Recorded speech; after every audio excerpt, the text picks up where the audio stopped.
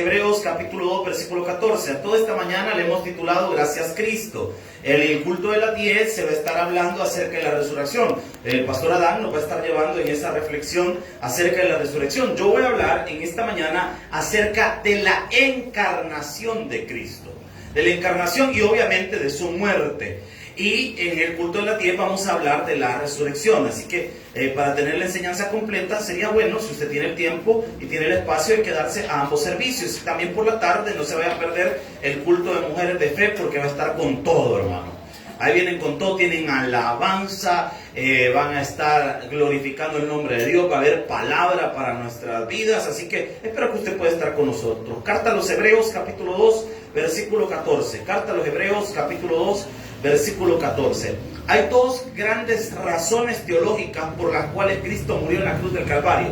La primera está acá en la carta a los Hebreos y la segunda la vamos a leer en el libro de Levítico. Ahí vamos a tener una versión bien amplia de los motivos por los cuales Cristo se encarnó. Así que vamos a estudiar este día ese tema tan especial y tan hermoso de la encarnación de nuestro Señor Jesucristo. Hebreos capítulo 2, versículo 14. ¿Lo tiene la iglesia del Señor? Amén. Uy, no, hombre, hermano, y qué exactitud, hombre. Vamos a ver, ¿lo tiene, iglesia? Amén. Amén. Dice la palabra del Señor. Así que, por cuanto los hijos participaron de carne y sangre, Él también participó de lo mismo, para destruir por medio de la muerte al que tenía el imperio de la muerte, esto es, al diablo, y librar a todos los que por el temor de la muerte estaban durante toda la vida sujetos a servidumbre. Buen Dios y Padre que estás en los cielos, te alabamos, te bendecimos, te glorificamos, Señor. Gracias por este privilegio que nos das esta mañana de poder estar en tu iglesia. Gracias por la vida de mis hermanos y hermanas que se han hecho presentes, Señor, a tu casa con la disposición y el anhelo de aprender de las Sagradas Escrituras. Señor, perdona nuestros pecados. Los confesamos voluntariamente, Señor, esta mañana. Necesitamos recibir una palabra, Señor, para nuestra vida, para transformarnos y aprender, Señor, que sin ti nada podemos hacer. Gracias, Padre, en el nombre poderoso de Jesús. Amén y amén. Puede tomar su asiento. Bien, la carta a los Hebreos nos presenta que el Hijo es superior a todas las cosas. La carta a los Hebreos, el escritor de esta carta no sabemos quién fue, se le conoce como esos libros de la Biblia que son anónimos, los cuales no sabemos quién es el autor, aunque hay un mar de nombres de las posibilidades de quién es el autor, pero eso es un poco irrelevante, porque sabemos que quien haya sido que lo haya escrito, lo hizo por la influencia del Espíritu Santo y obviamente la revelación de Dios.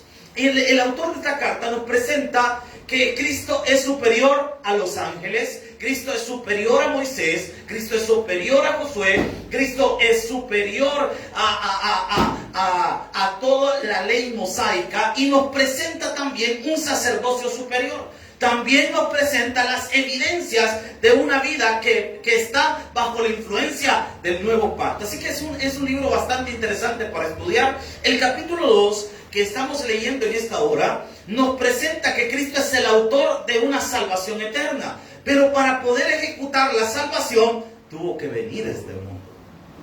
En el Antiguo Testamento se planteó la venida de Cristo a través de todos los rituales. Recuerde que la ley tenía 613 preceptos, que los podemos dividir en las leyes ceremoniales y también en las leyes morales. Todas las leyes ceremoniales, todas las ceremonias, las fiestas que Israel celebraba, tienen una connotación a Cristo, nos presentan a Cristo. Recuerde lo que Pablo enseña en Romanos también, cuando dice que el fin de la ley es Cristo. O sea, el propósito de la ley es nuestro Señor Jesús. Ahora, entrando un poco en materia en lo que vamos a ver este día, tenemos que tratar de entender qué sucedió en la encarnación. ¿Por qué fue necesario que Jesús viniera?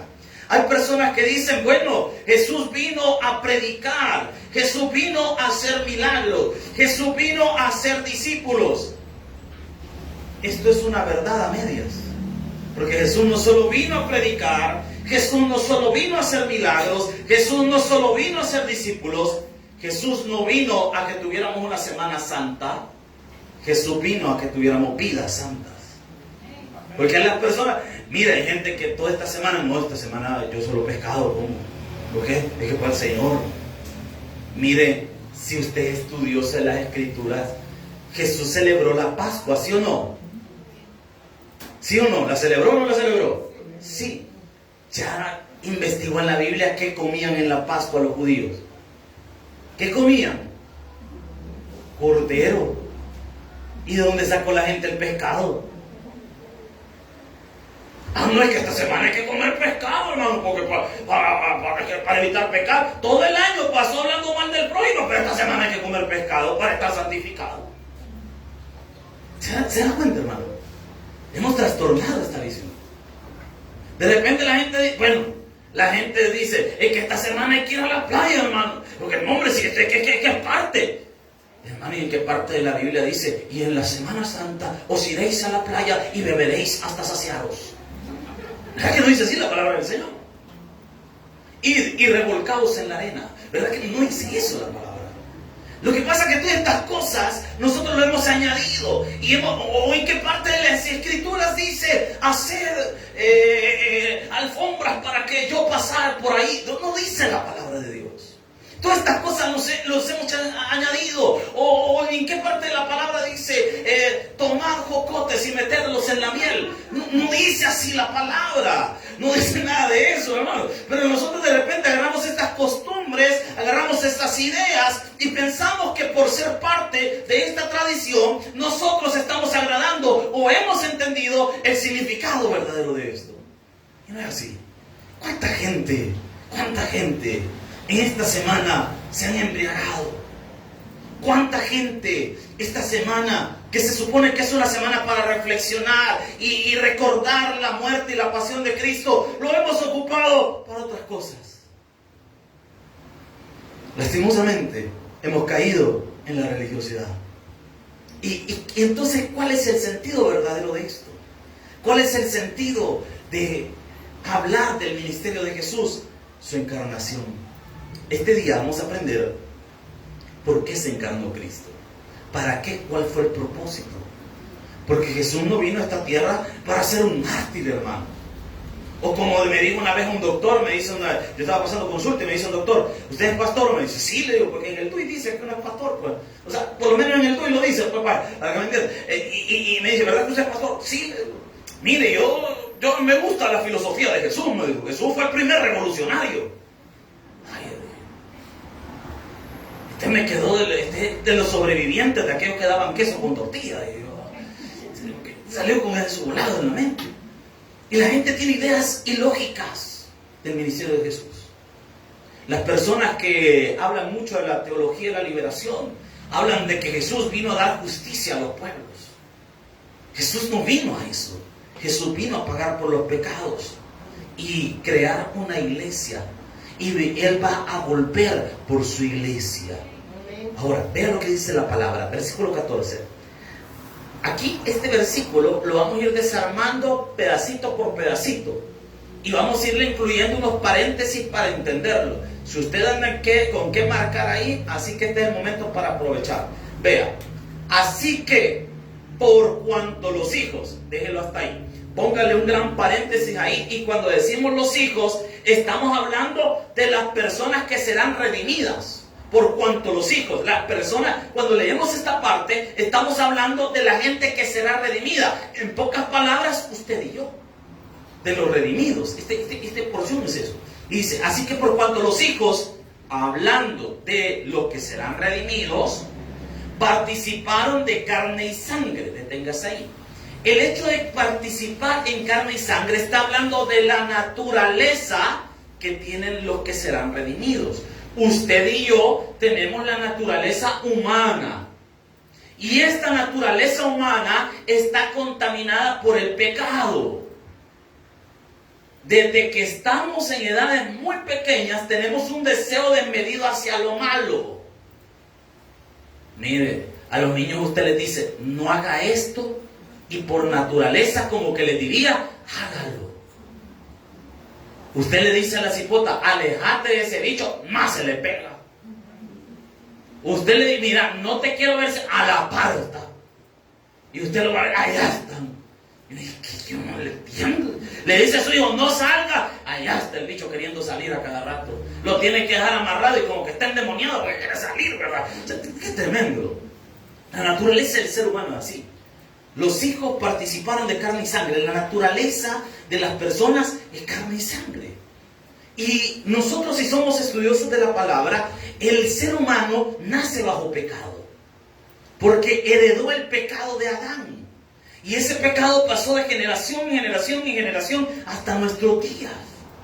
Aquellas criaturitas que ahorita están en la sala cuna, que son bien bonitos los bebés, ¿verdad? Son bien bonitos y uno lo mira bien tierno y su sonrisita y todo. Pero mire, ya son malías desde chiquitos.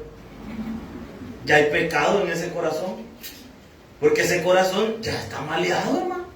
Aunque está chiquito, ay, no va a creer mi niño, es pecador. ¿Y qué mal lo ha hecho? Déjelo un ratito, se va a dar cuenta, espere que crezca. Ay, es que mire, mi niño es mi tiernito. No, mi hermano, sí, discúlpeme, ya hay pecado en el corazón. Ya está esa naturaleza caída. Y vea lo que dice la palabra. Él también participó de, ¿qué dice? Vaya, cuando dice él, ahí póngale entre paréntesis, el Redentor, el Hijo de Dios. Él es Cristo, o sea, él participó de lo mismo. ¿De qué? De la carne y sangre. ¿Qué significa eso? Que también tomó naturaleza humana. Para entender esto, tenemos que irnos a la otra razón teológica para que podamos entender esto. Vámonos a Levítico capítulo 17, versículo 11. Levítico 17, 11.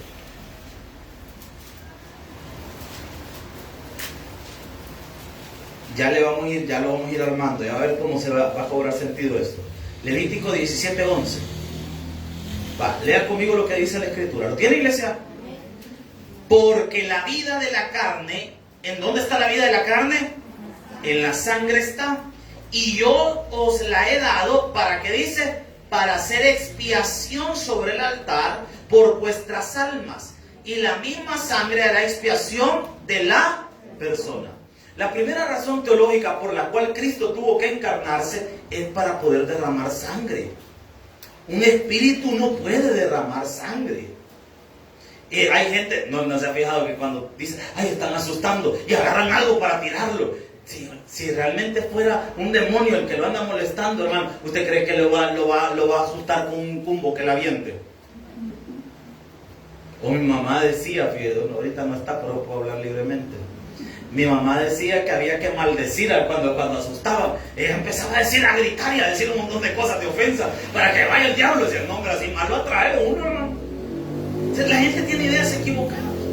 En lo espiritual, Cristo era espíritu y antes de la encarnación, y obviamente si no se encarnaba, no podía derramar. Un espíritu no puede derramar sangre. Por eso es que esa creencia de los gnósticos de que Jesús, cuando fue clavado, realmente no estaba en el cuerpo, sino que era un espíritu, eso es falso.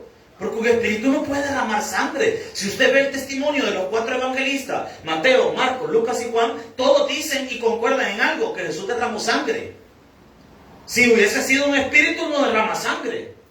Todavía tenemos en la historia bíblica que un soldado romano agarró su lanza y atravesó el costado de Cristo. Y dice la palabra de Dios que salió agua y sangre. Eso es bien interesante, fíjense, porque eso ya habla que tenía un ratito de estar fallecido. Porque ya los glóbulos blancos y los glóbulos rojos ya se habían separado. Lo blanco que vieron era sangre siempre, solo que eran todos los glóbulos blancos que se habían separado de la sangre. Bien interesante. Entonces la Biblia nos demuestra abiertamente de que Cristo sí se encarnó, tomó carne. Porque si no hubiese tomado carne, no hubiera podido morir en la cruz del Calvario. Y si no muere en la cruz del Calvario, no nos salva a nosotros. Entonces, primera razón teológica por la cual Cristo tenía que morir en la cruz del Calvario, para poder derramar su sangre y redimir a la humanidad. La segunda razón teológica está en Hebreos 2:14. Síganme acompañando. Ya leímos la primera parte. Y vean lo que pasó también. Dice: así que por cuanto los hijos participaron de carne y sangre, él también participó de lo mismo, para destruir por medio de la muerte al que tenía el imperio de la muerte, esto es, al diablo. Mire qué interesante esto. La segunda razón es que tenía que morir. Si Cristo no se encarnaba, no puede morir. La primera es que tenía que derramar sangre. La segunda es que tenía que morir para destruir el imperio de la muerte. ¿Cómo es esto? Mire, cuando leo Imperio de la Muerte me suena a película de Star Wars, ¿va? Porque uno dice, Star Wars, el Imperio de la Muerte. Suena así, ¿verdad? Como de película. Pero, ¿en qué consiste el Imperio de la Muerte del diablo? ¿En qué consiste eso? ¿Por qué se le llama así? Porque el enemigo tiene un método de operar que siempre lo ha hecho igual. Y Cristo lo venció en su propio juego. ¿Qué es lo que hacía el enemigo? Si analizamos el método, como dicen los investigadores, el método operandi del diablo, él lo que hace es que tienta al hombre. Tienta no es como lo manejan en el pueblo, ¿verdad? ¿Tenta esto? No. Tentar es que lo está incitando a algo. El enemigo no puede obligarnos a pecar. El enemigo solo nos ofrece. ¿Y qué hacía el enemigo? Ofrece el pecado, empujando a la gente a que peque. Y cuando pecan, entonces ellos son condenados. Y ahí está el juego del diablo, es el imperio de la muerte. Tentar para condenarlo. Porque el enemigo no puede agarrarle a usted y condenarlo, pero sí puede ofrecerle pecado para que usted peque y se condene. ¿Me está siguiendo la idea? Ese es el juego del enemigo. Entonces la gente que en el Antiguo Testamento procuraba someterse a la ley, el diablo procuraba también que no lo hicieran, y estaba en ese juego entre me someto a la ley pero soy desobediente, me aparto, no me someto a los mandamientos, quiero vivir mi vida. Desde ¿cómo analizamos nosotros la forma en que el enemigo opera en el imperio de la muerte? Vea por favor conmigo Génesis capítulo 3. Génesis capítulo 3. Aquí está perfectamente ejemplificado cómo opera el enemigo. Génesis 3.1. ¿Está aprendiendo la iglesia del Señor? Amén. Génesis 3.1. Vea lo que dice la palabra del Señor.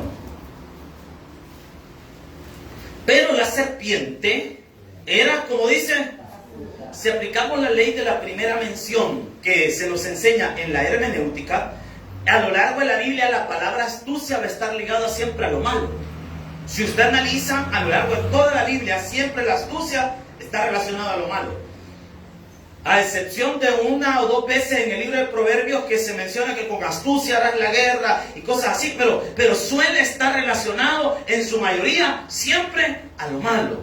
Pero la serpiente era astuta más que todos los animales del campo que Jehová Dios había hecho, la cual dijo a la mujer, vea cómo empieza la conversación. Primero, nótese lo siguiente. ¿Cómo es que Eva le entendió? Algunos dicen que el ser humano tenía en aquel momento la capacidad de entender los animales. ¿Nunca le ha pasado a usted que... ¿Quiénes tienen mascota acá? ¿Alguna vez ha sentido usted que el chucho o el animalito como que hablar le falta? Si usted ha sentido eso, busque un psicólogo. Mire hermano, no, de verdad, a veces y como que entendieran los animalitos, ¿verdad? Como que tuvieran esa capacidad. Ahora, algunos dicen que el ser humano en aquel momento sí podía entender los animales. Otros dicen que esto tiene que ver con una posesión demoníaca. Porque si vemos en el Nuevo Testamento, aparece que el enemigo sí se le puede, o los demonios sí pueden poseer animales. Si usted recuerda, Jesús se liberó a un endemoniado y todos los demonios que estaban en ese hombre pasaron a unos cerdos. Entonces, es probable, si usted tiene un animal ahí que está andando medio loco y muerde a todo el mundo, probablemente esté endemoniado, ¿verdad? Entonces, vean lo que dice la palabra del Señor. Con que Dios os ha dicho, no comáis de todo árbol. Siempre el enemigo comienza cuestionando la palabra de Dios. Eso es lo primero que el enemigo va a cuestionar. El enemigo, cuando llega a su corazón, a su mente, a su vida, lo primero que va a cuestionar es su fe en Dios. Y va a decir, ¿y para qué vas a ir a la iglesia? Mira en la iglesia y todo enfermo estás. Mira, vas a la iglesia y no te sale trabajo. Mira, vas a la iglesia y las cosas no avanzan en tu vida. Mira, vas a la iglesia y solo peleando con tu esposa pasás. Mira, vas a la iglesia y las cosas no te salen bien. ¿Y eso qué es? El método operandi del enemigo.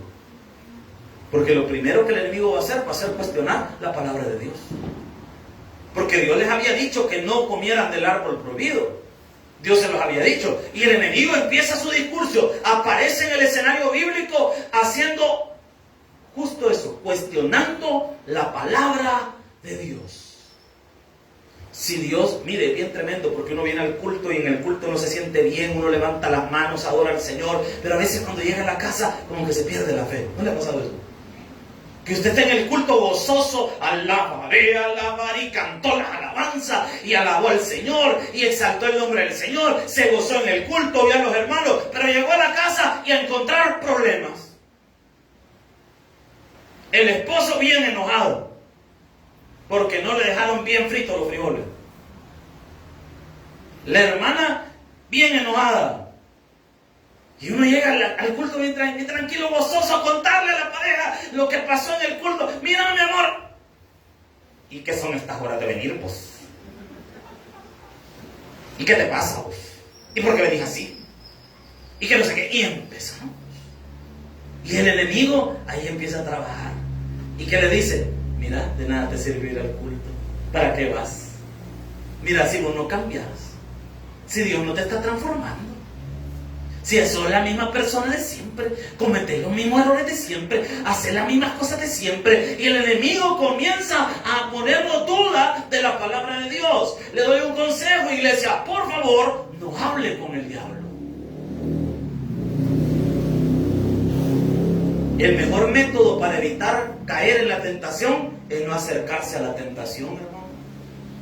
Si usted tiene problemas con el alcohol, ¿qué hace cerca de un expendio? O va en el súper y de repente está el área de la bebida, porque todos los súperes tienen esa área de bebida. Y usted, si usted tiene problemas con el alcohol, ni se asome ahí. Ay, aunque ande en valle de sombra y de muerte y pasa con el carrito, ¿verdad? Hasta sudando. ¿Para qué se va a meter ahí? Hermana, si usted sabe que ese hombre anda detrás de sus huesitos, no se acerque. Porque hay dos categorías. Si el hombre está feíto, es acoso. Pero si está así, más o menos, ¿verdad? 2 que 3 no están golpeados por la vida a medio uso. Entonces ya la hermana dice, es halago lo que me está dando. Me halaga mi belleza. No, hombre, hermana. Es el diablo. Si usted sabe que eso puede ser una tentación para su vida, por favor, aléjese. No se acerque. No hable, no juegue con el diablo. Porque tarde o temprano el diablo la va a seducir. O lo va a seducir. Y terminaremos haciendo cosas que no tenemos que hacer. Y vea qué interesante lo que dice la palabra del Señor. Versículo número 2. Aquí está el error de Eva. Y la mujer respondió, ¿qué dice? A la serpiente. ¿Por qué le respondió? Y la otra cosa que está aquí, ¿y dónde estaba Adán? Hombres que están en la casa de Dios, digan amén. ¿Dónde estás cuando tus hijos te necesitan?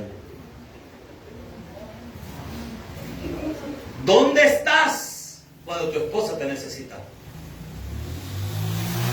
Porque muchos de nosotros, hermanos, nos alejamos en el momento que más nos necesitan. Porque la tentación va a tocar a la puerta de nuestra familia. Y la pregunta está, ¿dónde estás tú, Adán? Porque has dejado sola a tu esposa. ¿Dónde está usted en la vida de sus hijos cuando sus hijos son tentados a hacer algo malo y usted no está ahí para ayudarle y decirle no? ¿Nunca se ha preguntado por qué la serpiente no tentó a Adán? Porque mire, en lo personal, si a mí una culebra me llegara a hablar ahí mismo, busco un corpo, hermano. ¿Se imagina usted la serpiente? ¡Hola, Adán! Solo le acaba el cuerpo a Adán y le vuelve la cabeza. Pero quizás Eva estaba cargada, enojada, no sabemos qué había pasado, qué emoción tenía, cómo estaba su estado de equilibrio mental en ese momento. Pero yo he analizado algo y con el respeto de todas las hermanas que están acá, pero no hay nada más peligroso que una mujer enojada. Amén, está con orgullo de la hermana. Me decía una persona hace años, todo lo que una mujer ha hecho por vos, lo puede hacer en tu contra también. Y no hay nada más peligroso que una mujer enojada. Yo he visto mujeres bajarse enojadas de un carro a pelear con otro en la vía pública. Mire, dos hombres peleando es una cosa, pero una mujer enojada, bajándose del carro, ¿no? ¿Y qué está haciendo usted? ¿Por qué me atravesó? Y peleando con el de la poste. Los 75 centímetros de señora peleando con los 2 metros del otro. Y como que entre más enojada usted. Ahora, ¿qué pasaba en Eva? ¿Por qué no se quedó callada? ¿Por qué no pasó de largo? ¿Por qué se quedó con ella? Ahora, vea qué más dice la palabra del Señor. Y la mujer respondió a la serpiente: del fruto de los árboles del huerto podemos comer, pero del fruto del árbol del que está en medio del huerto, dijo Dios, no comeréis de él. Y aquí le añade Eva, mire, ni le tocaréis. Dios no dijo eso. Jesús dijo no. El Señor dijo no coman. Alguien diría, pero está implícito tocarla. Sí, pero ya tocarla es que estamos cerca. El Señor dijo no coman, o sea, ni se acerquen. Pero ella le añadió ya esto: para que no muráis. Nótese cómo la presión del enemigo ya estaba sobre Eva. Versículo 4. Entonces dijo la serpiente a la mujer: no moriréis. Esto es una mentira. Esto es una media verdad. Y una media verdad es una mentira. No iba a morir, sí, en el momento no. Pero iba a morir espiritualmente, en primer lugar. Y después iba a la muerte física, incluida en esto. Pero no iba a ser inmediato. Y le plantea esto y toca el ego de Eva. Porque dice, sino que sabe Dios, en el 5, que el día que comáis de él serán abiertos, que dice, vuestros ojos. Y seréis como ¿quién? Sabiendo el bien y el mal. Ahora, yo creo que Eva solo se quedó hasta donde dijo, seréis como Dios. Pero no le puso atención a la última parte. Solo sabiendo el bien y el mal. Para Eva, vas a ser como un Dios. ¡Wow! Dios, voy a ser así como el Altísimo. No. Eso está chido. Ya se imaginaba Eva en su planeta, ya mandando rayos y todo un montón de voladas. Así voy a ser como Dios, va a poner quieto a Adán rápido. No, hombre, esto está fácil. Yo no sabíamos dónde estaba Adán, si andaba chiviando con las cabras o a saber qué andaba haciendo. Pero Eva fue tentada. Y no solo eso, llevó la tentación a su casa. Porque le dio de comer a su marido. Y también Adán, que no se puso firme, ¿verdad? Sino que se dio. Entonces, este método que analizamos en el capítulo 3 es el método que el enemigo va a usar a lo largo de la historia. Porque si usted ve Mateo capítulo 4, cuando Jesús es tentado, el enemigo empieza con la misma metodología. Ese es el método, ese es el imperio de la muerte, la forma en la que el enemigo actúa. Pero Jesús lo venció en el propio juego. Porque cuando estaba en la cruz del Calvario, el enemigo dijo, triunfé. Pero lo que no sabía es que aquí nuestro Señor se echó una de esas de las del mágico, ¿verdad? No vio ni por dónde le pasó la pelota el diablo. Porque el enemigo pensó, ya le gané. Maté al Mesías. El Mesías ya no va a liberar al pueblo. Ya no va a crear a la iglesia. Pero Jesús, todo estaba fríamente calculado. La muerte era parte del proceso. Porque vea lo que dice Hebreos. Volvamos a Hebreos 2:14 siempre. Vea lo que dice la palabra. Así que por cuanto los hijos participaron de carne y sangre, él también participó de lo mismo, para destruir por medio de la muerte al que tenía el imperio de la muerte. Este es el diablo. Entonces, las dos razones teológicas son: número 1, porque tenía que derramar sangre; número 2, porque tenía que morir. Y ahora viene el detalle. ¿Qué implica la muerte de Cristo? Versículo 15. Y librar a todos los que por el temor a la muerte estaban durante la vida sujetos a servidumbre. ¿Sujetos a servidumbre de qué? De la ley. Entonces, el sacrificio de Cristo, como tal, podemos decir lo siguiente: que el haberse encarnado hizo nulo y vació eternamente, imponentemente, el poder del diablo sobre la muerte. En pocas palabras, anuló el poder del diablo sobre la muerte. Podríamos decir también que tal hecho se efectuó por medio de la muerte de nuestro Señor Jesucristo. Ahora viene un detalle. Algunas personas dicen, Cristo Cuando murió en la cruz del Calvario, Él murió como un mártir, dicen las personas, por defender sus ideales. Jesús no murió en la cruz como un mártir, por defender ideales. Jesús murió en la cruz por la humanidad, nos muestra la palabra.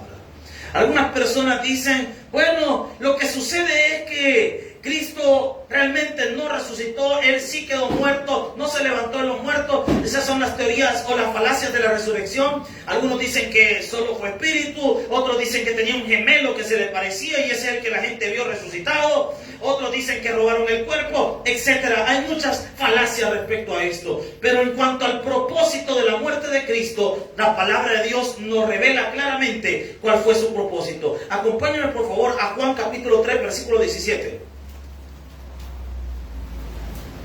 Juan 3:17. Recuerden, razones teológicas por las que murió Cristo. Número 1, para poder derramar sangre. Número 2, para poder morir y así vencer al que tenía el imperio de la muerte. Esas dos son las razones teológicas.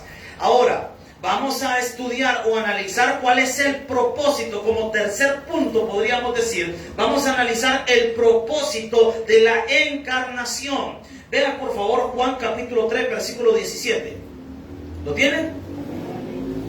Yo me atrevería a decir que Juan 3:16 es el versículo más conocido. ¿Quién no ha escuchado Juan 3:16? Pero lástima que la gente se queda hasta ahí y no lee el 17. Vean lo que dice la palabra del Señor. Porque no envió Dios a su Hijo al mundo, ¿para qué? Sino para que el mundo sea salvo por Él.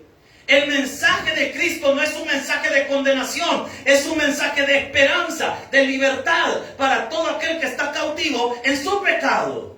No le decimos a la gente, venga a la iglesia y siga viviendo desordenadamente. Le decimos a las personas, venga a la iglesia y Cristo puede liberarte. Si tú tienes esclavitud en algo, en un vicio, en una adicción, en lo que sea, el que puede liberarte se llama Cristo. Esto sería bueno predicárselos a veces a los hermanitos que andan predicando en la calle, con bocina y todo ese montón de bolas. Yo he escuchado gente que se pone a predicar con bocina y admiro el trabajo que hacen estas personas. Porque mire, se van a meter a lugares complicados. Y andan dos hermanitos con corbata al mediodía, sudando, jalándose una su bocinita, ¿verdad? Y se ponen a predicar en una esquina. Lastimosamente, muchos de ellos suelen predicar un mensaje equivocado y no el mensaje de la palabra. Porque empiezan a atacar a las personas. Yo estuve en un ministerio donde se trabajaba mucho en un mercado en Cojutepeque y nos topábamos con hermanos cuando andábamos evangelizando que salían así como le cuento y empezaban a ofender a la gente y empezaban a hablar mal de las mujeres, mal de los hombres y que no sé qué, y que aquí, y que esa mujer es pintada y que esa mujer es de no sé qué. Hermano, antes de hablar de la ropa de alguien, por favor hermano, entienda una cosa, el que cambia se llama Jesucristo, no usted. Usted no cambia a nadie, ni yo cambio a nadie. El que cambia se llama Jesucristo. Pero muchos de nosotros queremos cambiar a la gente. La esposa quiere cambiar al esposo. Ah, claro, no por otro, sino cambiando el carácter, ¿verdad? Aunque algunas también, pero eso es Cristo para otro día, ¿verdad? Entonces, miren, hermano, el propósito no es que usted no va a cambiar a su pareja gritándole. El que va a cambiar a su pareja sus malos hábitos es nuestro Señor Jesucristo.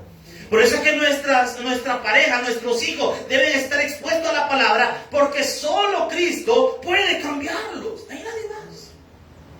No hay nadie más. Mire, en buen salvadoreño, para que me entienda, en pocas palabras, hay jóvenes que están curtidos usted. ¿Ha escuchado ese término usted?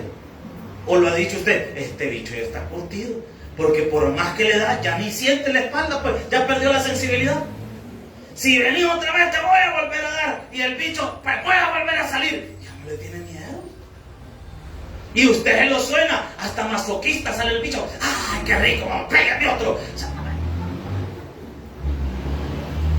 está mal ese bote en la cabeza. Y el único que lo puede cambiar es Cristo.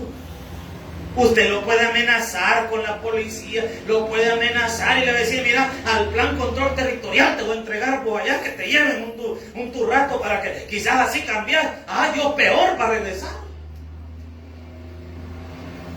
Y usted ya no sabe qué hacer.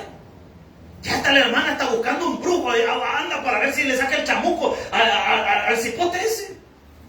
Y nada. Entonces viene la pregunta, ¿qué puedo hacer? Es que lo que él o ella necesitan es entender que solo Cristo puede liberarlo. El mensaje de Jesús no es un mensaje de condenación. Si usted piensa que el mensaje de Jesús es estarle señalando los pecados a la gente, usted no ha entendido el Evangelio todavía. Porque hay gente que somos buenos para señalar el pecado en otros, pero no para ver los nuestros propios. Hay personas que somos buenos para señalar, y esto, y esta mujer, y esta gente así. Perdóneme, hermano. El mensaje de Jesús no es de condenación, el mensaje de Jesús es de vida y esperanza. Hay mucha gente, hermano, que venimos con nuestra vida rota. No sé si alguna vez usted ha venido hacia la iglesia. Uno viene quizás preocupado de las cosas de la casa, preocupado por deuda, preocupado por cosas que no están funcionando bien, o peleados probablemente con nuestra familia, hermano. Y lo que necesitamos es encontrar en la iglesia es un mensaje de que las cosas van a ser transformadas por nuestro Señor Jesucristo. Entonces, la palabra de Dios nos enseña a nosotros que Cristo, su primer propósito, no es venir a condenar al mundo, sino que su propósito es salvar al mundo. El propósito del Evangelio no es condenar a la gente, el propósito del Evangelio es salvar a la gente. Cuando salgamos a ganar almas, no se le olvide que el propósito es salvarlos, no condenarlos. Porque hay gente que cuando andan evangelizando más parece que a pelear quieren ir en lugar de evangelizar. Véngase para acá, le voy a hablar de Cristo. Mire que fíjate que tengo que comprar las tortillas, el alimento material puede esperar, véngase para acá. No, hermano, mire, a mí tengo que subir al bus, se me queda aquí, me escucha. Si miren, cuando no me recuerdo en qué año fue que el pastor fundador le puso el evangelismo agresivo. Y algunos agarraron mal la palabra agresivo, pero no querían ver dos pechadas a la gente para que aceptara a Cristo. Aquí vengo a evangelizar, quédese me quieto, ¡pah! Y le pego que es policía, hermano. Y hoy me va a escuchar. ¿Qué le pasa, hermano? Si el mensaje es claro. Si alguien quiere escuchar, bueno, y si no quiere escuchar, él se lo pierde. Pero usted no puede llegar de esa forma. No puede evangelizar de esa forma. Hay gente que por poco agarra a bibliazos a alguien, usted. Es que usted le va a meter la Biblia aunque sea de esta forma, le dicen. No, hermano. O se suben, por ejemplo, a predicar a los buses y a ofender a la gente.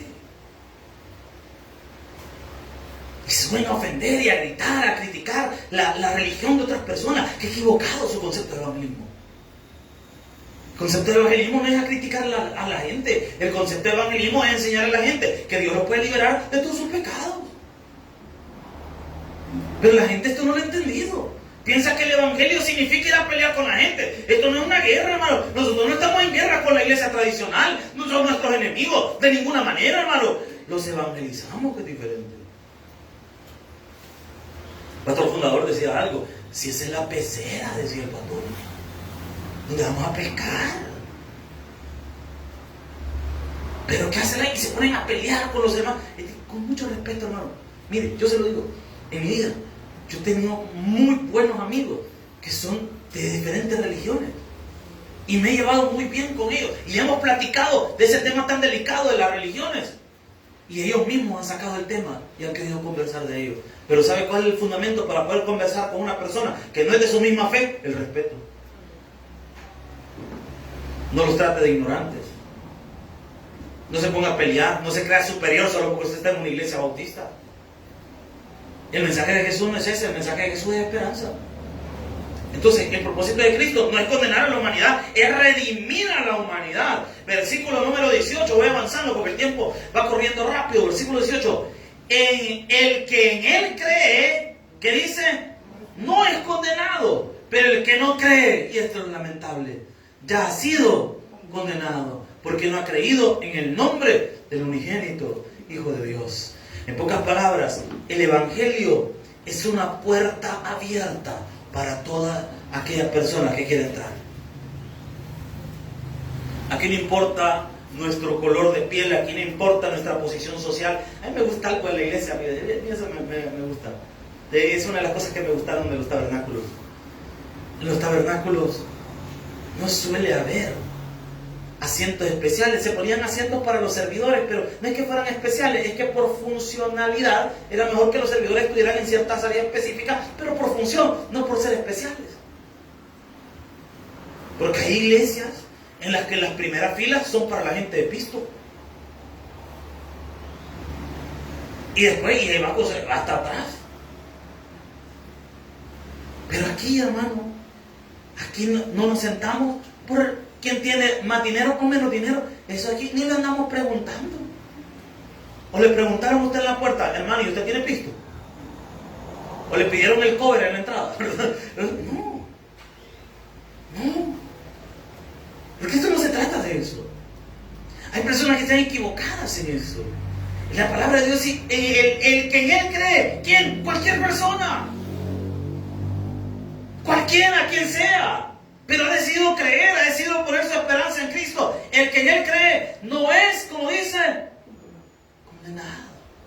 Qué maravillosa gracia la del Señor. Piense por un momento, iglesia, las cosas malas que ha hecho en su vida. Yo pensaba en la mía. Bueno, no me alcanzaría la mañana para recordarlas todas. Y de todo eso nos perdona el Señor. Imagínense las cosas que hemos hecho. Piense en las cosas que hemos hecho que la gente se dio cuenta. Piénselo. Ahora piense en las cosas que hemos hecho que nadie se dio cuenta. Porque hay dos historias siempre. La que se publicó y la que ha quedado todavía en lo oculto. Y de todas esas cosas el Señor nos ha perdonado. Amén. Mire, si bien se nota en el rostro cuando una persona es cristiana, fíjense. La gente que suele andar en lo malo tiene cara de malo. Si de repente usted ve a alguien y le ve la cara, gran cara de diablo, ¿no? Pero usted ve a un hermano y bien tranquilo. Había allá en Oratorio y Concepción, había un hermano que ya falleció hace muchos años atrás. Por cierto, el hermano falleció, creo que el mismo día, mi cumpleaños, un día antes, un día después, no me recuerdo bien. El hermano se miraba bien tranquilo, servidor de la iglesia, tremendo hermano, bien entregado a la obra de Dios, bien tranquilo. Y un día platicando, estábamos nosotros así, pues sí, mira hermano, ¿qué tal? ¿Cómo está? ¿Y cómo era? Y se me ocurrió hacer una mala pregunta. Porque yo tengo, a veces, nunca le ha pasado a usted todo, yo creo que tenemos 5 minutos de lapsus brutus. Hay como 5 minutos y ahí hay que gastárselos en el día porque después acumulan, hermano. Entonces, mire, y uno a veces hace preguntas incoherentes. Yo he cometido ese error. Y le dice hermano, ¿y usted cómo era en su vida pasada? Mire, pastor, ya solamente, para resumirle, me llevó unos cuantos, ya asesinó unos cuantos y se los... Desde ese día yo le dije a ese hermano, yo usted lo respeto. Ni parecía. Ya está en la presencia de Dios. Dios lo limpió y lo salvó. Y ahora, cuando lo conocí, era una persona totalmente diferente. Ni parecía. Dios lo había cambiado. Y no nos vayamos lejos. Usted mismo y yo. Si nos ponen una foto del antes y el ahora, gran diferencia, hermano. En aquello se recuerda de los álbumes. Si usted tuvo un álbum y no fue en su celular, hermano, ya se nos fue la juventud. Y allá están las fotos del 80, del 70, del 90. En los 80 el hermano con los grandes pantalones acampanados y bailando en la disco con el afro, ¿verdad? El peludo, le decían el hermano, y ella no tiene pelo, ¿verdad? Pero en aquel momento era el peludo. La hermana ya en la fiesta y todo, y la cara totalmente diferente. Y ahora, hace unos años atrás, algunos de nosotros, un domingo en la mañana era un día para levantarse todo, como que era momia, se levantaba el hermano, porque andaba desde la gran gira que había echado el sábado. Y ahora nos levantamos en la mañana para venir a la iglesia. Mire lo que hace el Señor, hermano. Sea usted el que lo trae a la iglesia, no es el predicador, no son los líderes. El que lo trae a la iglesia es el Rey de Reyes y Señor de Señores. Un aplauso para Dios, sobre todo corazón. Él es el que lo trae a usted aquí. Entonces, Cristo vino al mundo, o el propósito de su encarnación fue para redimir a la humanidad, para abrir una puerta a cualquier persona y también, ojo con esto, para darnos la oportunidad de ser transformados. Vea lo que dice Juan 3:19 al 21. 3:19 al 21. Con esto voy finalizando porque el tiempo ya se me está acabando. 3:19 al 21. Y esta es la condenación, aquí está, que la luz vino al mundo. Y los hombres, ¿qué hicieron? Las tinieblas que la luz, porque sus obras, hay personas que no quieren estar en la obra de Dios.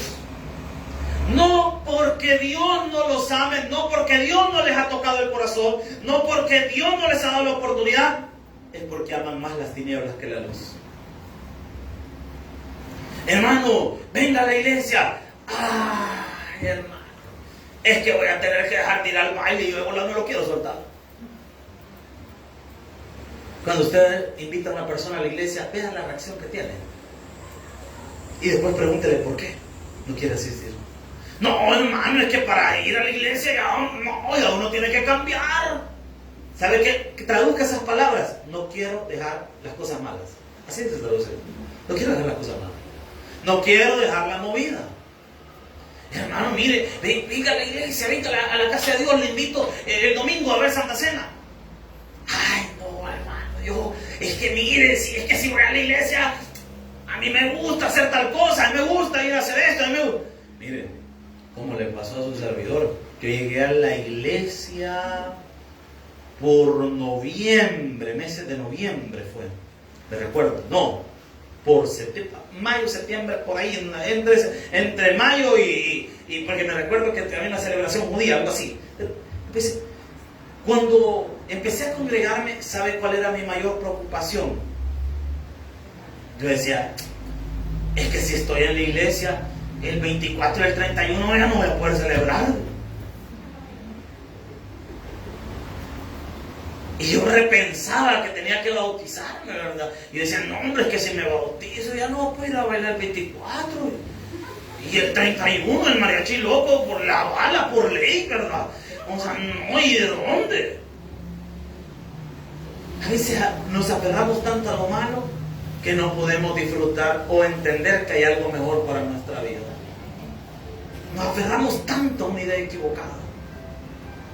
Nos aferramos tanto a algo. Es como, ¿quiénes han practicado fútbol acá? Fútbol. Nunca le pasó que tuvo un par de tacos que ya no servían, ya estaban malos, pero usted decía que ese no es de la suerte. Aquellos Pelé, ¿se recuerdan de los Pelé? No, si usted se acuerda del Pelé, hermano, vaya buscando un predio allá, porque ya como en otra época.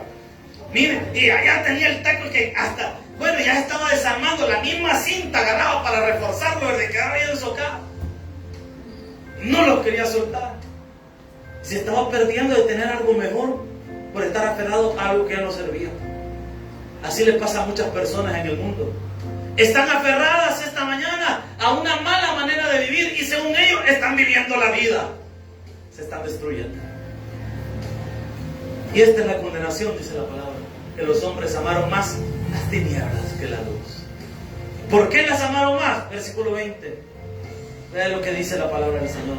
Porque todo aquel que hace lo malo, el que hace lo malo y no viene a la luz para que sus obras no sean reprendidas. No se engañe, hermano. Si alguien hace lo malo, no ha nacido de nuevo.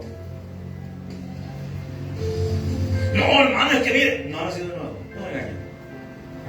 Decía un predicador, me estaba escuchando un día de estos, y decía él que estamos en una época de engaño y de mucha mentira. Hay mucha gente que está engañada, creyendo que son cristianos y no lo son. Creyendo que realmente Cristo mora en su corazón y Jesús no mora en su corazón todavía. El que está en Cristo es una nueva criatura. Como aquella mujer que estaba aburrida de ver las borracheras de su pareja y le dijo a su pareja, mira, le dijo, si volvés a venir borracho aquí a mi casa, yo ya no quiero nada contigo. Este hombre se puso de rodillas y dijo, no, mi amor, perdóname, discúlpame. Le digo, mira, yo te prometo que este próximo fin de semana yo voy a ser un hombre nuevo. Y llegó el fin de semana y adivine qué pasó, llegó otra vez borracho. Y la mujer le pregunta, mira, le dijo, Y no que ibas a ser un hombre nuevo. Soy un hombre nuevo, lo que pasa es que a este también le gusta el guarro. Por gusto, hermano. Hay personas que estamos así, pensamos que la nueva naturaleza también lleva consigo todas las cosas malas que hacíamos antes. No es posible. No es posible. Y termino con esto. Versículo 21. Mas el que practica la verdad, el que dice, el que practica, no el que dice que recibió a Cristo hace unos años y no ha cambiado nada en su vida. Si usted tiene a Cristo en su corazón, usted practica la verdad. Hermano, pero yo entiendo que la salvación es por gracia. Totalmente de acuerdo, hermano. Pero después que usted ha recibido a Cristo en su corazón, el Espíritu Santo lo lleva a hacer cosas buenas y a llevar una vida diferente. La palabra lo motiva a llevar una vida diferente. Usted no puede vivir de la misma manera como estaba antes. Por eso dice la palabra: mas el que practica la verdad viene a la luz para que sea manifiesto que sus obras son hechas en Dios. El sello del nuevo nacimiento son los frutos dignos de arrepentimiento. Si tú has nacido de nuevo, tu vida es una vida completamente diferente. Regálanos una ofrenda de palmas al Señor. Vamos a orar. Buen Dios y Padre que estás en los